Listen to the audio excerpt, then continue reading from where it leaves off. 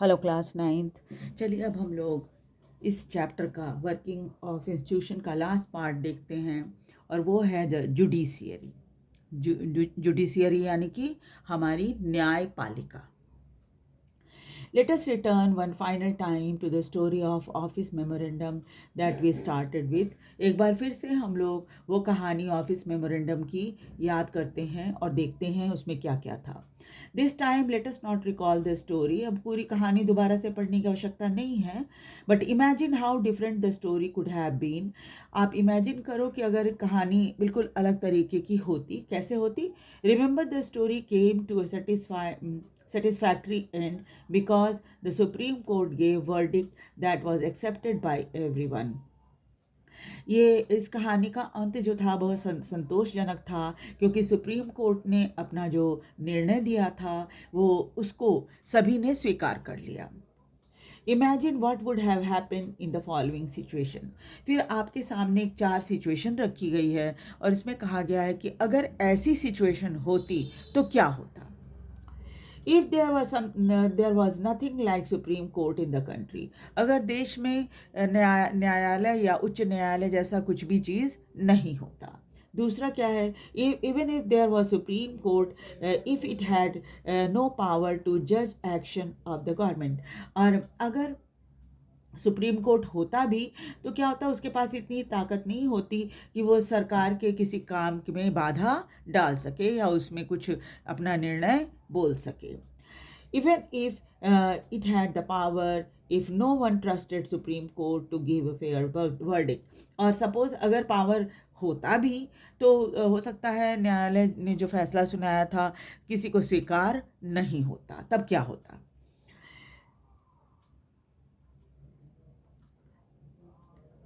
उसको लगता है, जनता को लगता है कि भाई फेयर नहीं है, मतलब न्यायालय ने सही निर्णय नहीं किया है। इवन, अब उसके बाद फोर्थ क्या है, even if it give a fair judgment if those who appealed against the government order did not accept the judgment. और अगर ऐसा होता है कि बहुत न्यायपूर्ण फैसला होता भी अदालत का, और लेकिन सरकार जो जिन्होंने गवर्नमेंट ऑर्डर के अगेंस्ट में अपील किया था वो उसको स्वीकार नहीं करते, तो क्या होता। अगर ऐसा होता तो इन 4 सिचुएशन में तब देश का क्या होता। यानी कि न्याय व्यवस्था नहीं होती, या लोग उसको नहीं मानते, या उनको लगता कि सेटिस्फैक्ट्री जजमेंट कोर्ट से नहीं दिया गया, अदालत से नहीं दिया गया है, या फिर अगर अदालत फैसला दे भी देती तो लोग नहीं मानते। इन 4 सिचुएशन में क्या होता अगर हमारे यहाँ जुडिशियरी नहीं होती तो। This is why an independent and powerful judiciary is considered essential for democracy. इन्हीं 4 सिचुएशन के कारण ही हर प्रजातंत्र में एक बहुत ही ताकतवर न्याय व्यवस्था की ज़रूरत होती है। All the court at different level in a country put together are called judiciary. Bharat में जितनी अदालतें हैं, चाहे वो राज्य में हो या सेंटर में सुप्रीम कोर्ट हो, जो भी हो, सभी को मिलाकर भारत की न्याय व्यवस्था कहलाती है, जिसको हम जुडिशियरी भी कहते हैं। The Indian judiciary consist of supreme court for the entire nation. Bharat में जो न्याय व्यवस्था है उसमें सुप्रीम कोर्ट जो है वो पूरे देश के लिए होता है। High court in the state, high court जो है वो स्टेट्स में होता है। और district court and the court of local level India has integrated judiciary. और उसके बाद क्या है, डिस्ट्रिक्ट कोर्ट भी होते हैं और लोकल लेवल पे भी कोर्ट होते हैं, और ये सब आपस में जो हैं वो जुड़े हुए हैं, मतलब एक दूसरे के साथ मिलजुल कर काम करते हैं। It means the supreme court control the judicial administration in the country. इसका मतलब ये हुआ कि सुप्रीम कोर्ट जो है वो भारत में जो न्याय व्यवस्था है उस पर कंट्रोल रखती है। Its decision are binding on all other courts of the country. और सुप्रीम कोर्ट में जो फैसला लिया जाता है, भारत में जितनी न्यायालय हैं सब उसको स्वीकार करती हैं, चाहे वो राज्य में हो या जहाँ भी हो। It can take up any dispute, और सुप्रीम कोर्ट हर तरह के डिस्प्यूट को ले सकता है। जैसे between citizen of the country, 2 नागरिकों के बीच में अगर झगड़ा चल रहा हो तो अदालत में उसका फैसला होता है। Between citizen and the government, अगर नागरिक और सरकार के बीच में कोई फैसला करना हो तो उस झगड़े को भी न्यायालय ही न्यायालय से ही आखिरी फैसला दिया जाता है। बिटवीन टू और मोर स्टेट गवर्नमेंट, अगर दो स्टेट आपस में लड़ रहे हैं तो भी सुप्रीम कोर्ट जो है उसका फैसला करती है। Between the government at the union and the state level, अगर यूनियन गवर्नमेंट और स्टेट गवर्नमेंट के बीच में कोई झगड़ा है तो उसको भी हल करने का काम सुप्रीम कोर्ट करता है या अदालतों में होता है। Between government at the union and the state level. अब चलिए देखते हैं चार तरह की, यानी चार तरह के झगड़े का फैसला जुडिशियरी द्वारा किया जाता है। It is the highest court of the appeal in the civil criminal cases. Supreme court जो होता है वो हाईएस्ट कोर्ट है अपील करने के लिए, चाहे वो सिविल यानी कि सिविल यानी दीवानी उसको बोलते हैं हिंदी में, दीवानी, या फिर क्रिमिनल यानी कि जो जिनमें हत्या वगैरह होती है, इस तरह के कोर्ट जो होते हैं, इस तरह के केस जो होते हैं उसका फैसला करती है। It can hear appeal against the decision of the high court, और हाई कोर्ट के विरुद्ध भी अगर हाई कोर्ट में कोई फैसला लिया जाता है और कोई व्यक्ति उससे संतुष्ट नहीं है तो वो सुप्रीम कोर्ट में भी जाकर केस दाखिल कर सकता है। Independence of judiciary mean that it is not under the control of legislature or executive. Independent यानी स्वतंत्र जुडिशियरी का मतलब ये होता है कि वो ना तो लेजिस्लेचर यानी न संसद के कंट्रोल में है और न ही एग्जीक्यूटिव के कंट्रोल में है। The judges do not act on the discretion of the government or according to the wishes of the party in power. और जो जजेस होते हैं वो न तो सरकार के मन के मुताबिक काम करते हैं और न ही कोई पार्टी जो पावर में है उसके मन के मुताबिक, यानी उनको अदालत में जो केस चलती है उस केस का फैसला उसके उसके जो सबूत होते हैं उसके आधार पर होता है, ना कि सरकार के या किसी यूनियन गवर्नमेंट के या किसी पार्टी के हिसाब से। That is why all modern democracy have courts that are independent of the legislature and the executive. यही कारण है कि आज आधुनिक प्रजातंत्र में हर देश में ये देखा गया है कि कोर्ट जो है वो इंडिपेंडेंट होती है लेजिस्लेचर और एग्जीक्यूटिव से, ताकि ये लोग अपना प्रभाव न डाल सकें। आपको पता ही नेता बहुत प्रभावशाली होते हैं और बड़े बड़े ऑफिसर होते हैं वो भी बहुत प्रभावशाली होते हैं, तो अदालत में पर वो तो बहुत ये कर सकते हैं, दबाव डाल सकते हैं, लेकिन इन सब से अदालत जो है वो परे है। उसके सामने जो आप साक्ष्य रखोगे, जो अपने सबूत रख, तो अदालत में जो फैसला होता है वो अदालत में दिए गए सबूतों के अनुसार होता है, न कि किसी व्यक्ति से प्रभावित होकर, चाहे वो नेता हो या वो मंत्री हो या कोई बड़े ऑफिसर हो। The judges of the Supreme Court and the High Court are appointed by the President on the advice of Prime Minister. और ये भी हमने पहले ही देख लिया था कि राष्ट्रपति जो हैं वो इनका अपॉइंटमेंट करते हैं और वो प्राइम मिनिस्टर की सलाह से करते हैं। And in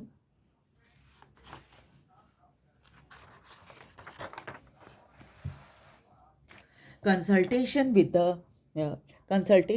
with the chief justice of supreme court, और फिर चीफ जस्टिस जो होते हैं सुप्रीम कोर्ट के, उनकी सलाह मशवरे के बाद बाकी जजेस का अपॉइंटमेंट होता है।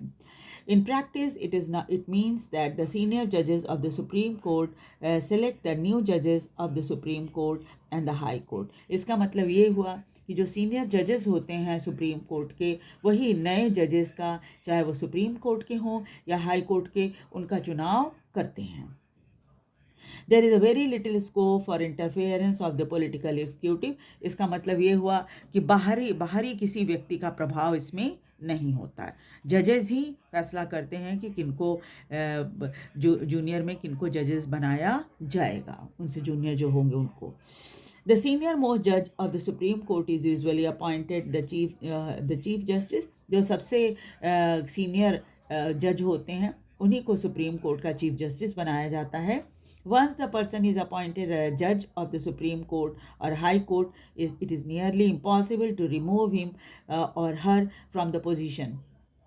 एक बार किसी व्यक्ति का जज के रूप में अपॉइंटमेंट हो जाता है, चाहे वो सुप्रीम कोर्ट में हो या हाई कोर्ट में, उनको उनके पद से हटाना लगभग नामुमकिन होता है। It is as difficult as removing president of India. ठीक वैसे ही डिफ़िकल्ट होता है जैसे आप किसी राष्ट्रपति को उनके पद से नहीं हटा सकते। A judge can be removed only by impeachment motion passed separately by two-third member of the two houses of the parliament. It has never happened in the history of Indian democracy.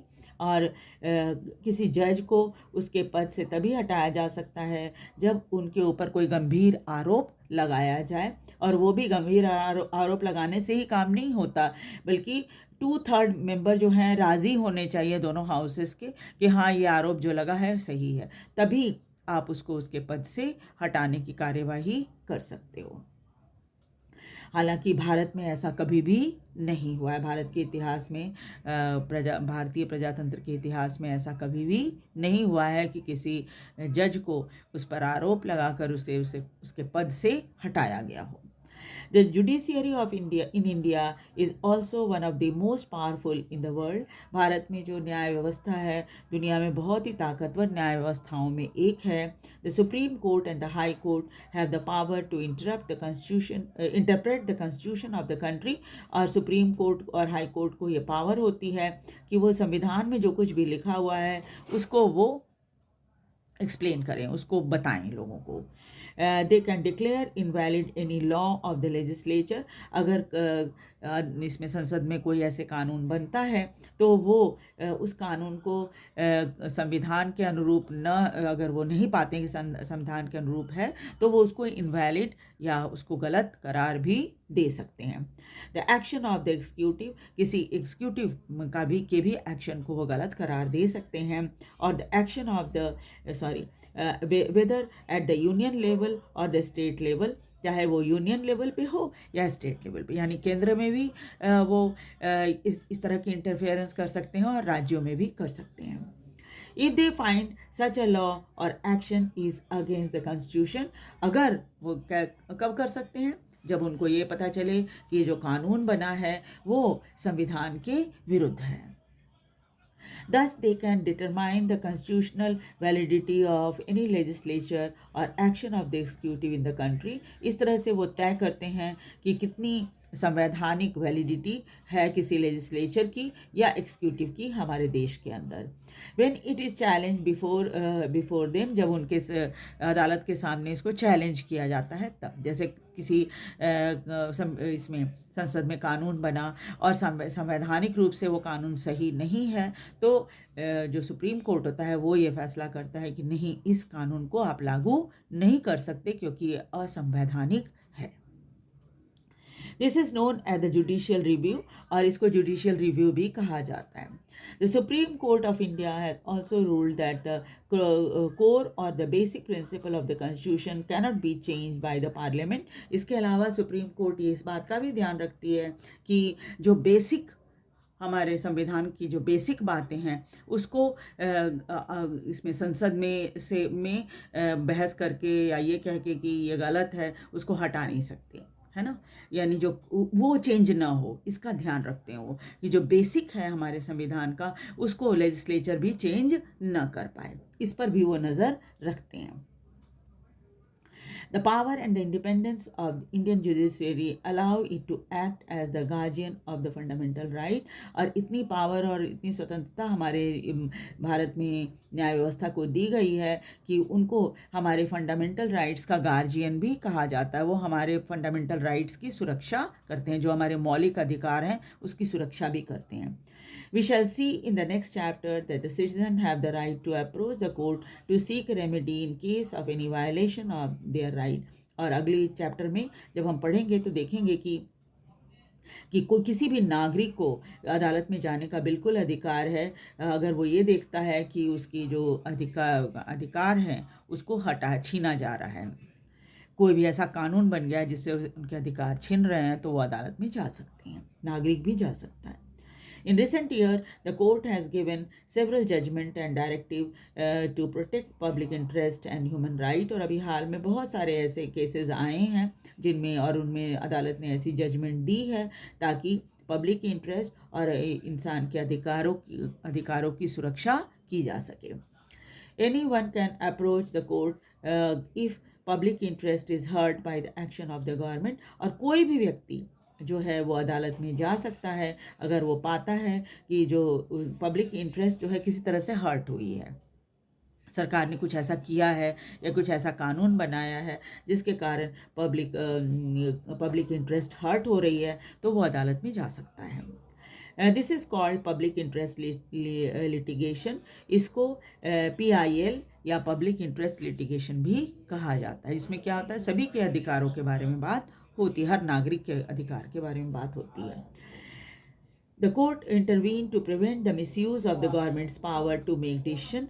और सरकार अदालत जो है भी interfere करती है, ये इस बात का ध्यान रखती है कि गवर्नमेंट के पास जो पावर है वो उसका मिसयूज़ ना करे। अगर गवर्नमेंट मिसयूज़ करती है अपने पावर को, तो कोई भी व्यक्ति उसके विरुद्ध अदालत में जा सकता है। They check malpractices of the part of public official. और गलत काम करते हैं अगर कोई पब्लिक ऑफिशियल, उसके ऊपर भी अदालत चेक रखती है। दैट इज़ वाई द जजेस enjoy the high level of confidence among people. यही कारण है कि हमारे देश में जो जजेस होते हैं उन पर उनके ऊपर जनता का बहुत विश्वास होता है। हम अदालत पर बहुत विश्वास करते हैं और हमेशा ही हर व्यक्ति को इस बात का विश्वास होता है कि अगर वो अदालत में जाएगा तो उसे उचित फैसला मिलेगा, ठीक है, सही फैसला मिलेगा, उसको न्याय मिलेगा। इसलिए न्यायालय का बहुत ही महत्व है, ठीक है। This is the end of the chapter. अब हम लोग नेक्स्ट क्लास में आगे जो चैप्टर है, क्वेश्चन आंसर तो आप करेंगे ही, साथ ही साथ क्या है, डेमोक्रेटिक राइट्स जो 5th चैप्टर है उसको हम लोग करेंगे। वीडियो को लाइक और सब्सक्राइब भी ज़रूर कर दीजिएगा और शेयर भी कीजिएगा ताकि दूसरे बच्चे भी इसे देख सकें। Thank you very much. और एक बार फिर से रिक्वेस्ट है, वीडियो को लाइक और सब्सक्राइब भी ज़रूर कर दीजिए। Thank you.